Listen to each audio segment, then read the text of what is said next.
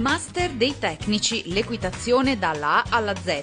Quarto ed ultimo appuntamento per il 2022 alla Scuderia del Santo di Padova con Emilio Puricelli. Baio di 13 anni, al muro 2,30. Da cavaliere ha scritto una delle pagine più belle nella storia di Piazza di Siena. Oggi, nella veste di docente d'eccellenza per il Comitato Regionale Veneto della FISE, ha dedicato 2 giornate alla formazione degli istruttori.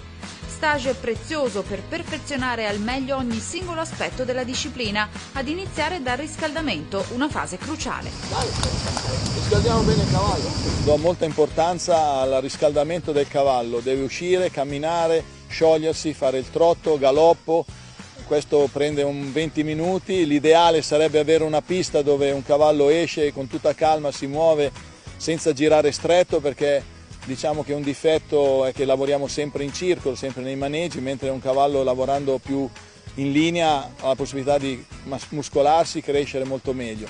Poi il lavoro tecnico invece va sul lavoro in piano per primo di tutto, per avere un cavallo al controllo, elastico e flessibile, dopodiché la parte tecnica sugli ostacoli, sempre nel controllo, nella leggerezza, per fare tutte le cose più facili possibili.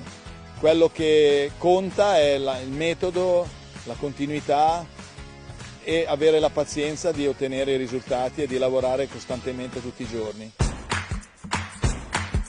Il progetto di FISE Veneto, curato da Caterina Penner, ha visto susseguirsi 4 illustri tecnici in altrettanti weekend formativi, da Gianluca Palmizzi ad Antonio Tabarini, da Gianluca Bormioli fino alla conclusione del percorso con Emilio Puricelli. Iniziative importanti che arricchiscono il bagaglio di ogni singolo istruttore. Ognuno ha le proprie caratteristiche, ognuno ha dei metodi. Poi sta a noi scegliere il metodo più efficace e a capire cosa va meglio per un nostro allievo. Questi sono tutti degli spunti che vengono dati a noi e per questo ringraziamo la federazione che ha fatto tutto questo. Per noi istruttori è importantissimo aggiornarci e lavorare con certi tecnici di questo calibro ti dà delle novità, degli aggiornamenti e soprattutto se uno riesce a portare anche i propri allievi ti può dare degli aiuti su come correggerli. Io trovo che sia un'iniziativa assolutamente importantissima e difatti bisogna dare un plauso a Clara Campese che l'ha ideata e che la sta portando avanti nonostante le grandi difficoltà che ci sono a portare avanti iniziative di questo genere. Secondo me è veramente un percorso interessantissimo e spero che continui anche nel futuro.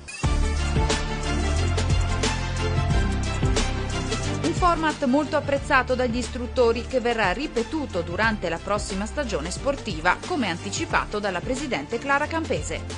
Ognuno porta a casa qualcosa, i tecnici sono diversi fra loro, ma tutti grandi uomini di cavalli e di cultura equestre, per cui siamo assolutamente certi che questo progetto debba continuare e che porterà i suoi frutti. Vorrei già anticipare, non finisce qui, perché stiamo organizzando per ripetere in una seconda edizione, probabilmente già nel secondo semestre e comunque tutto il 2023.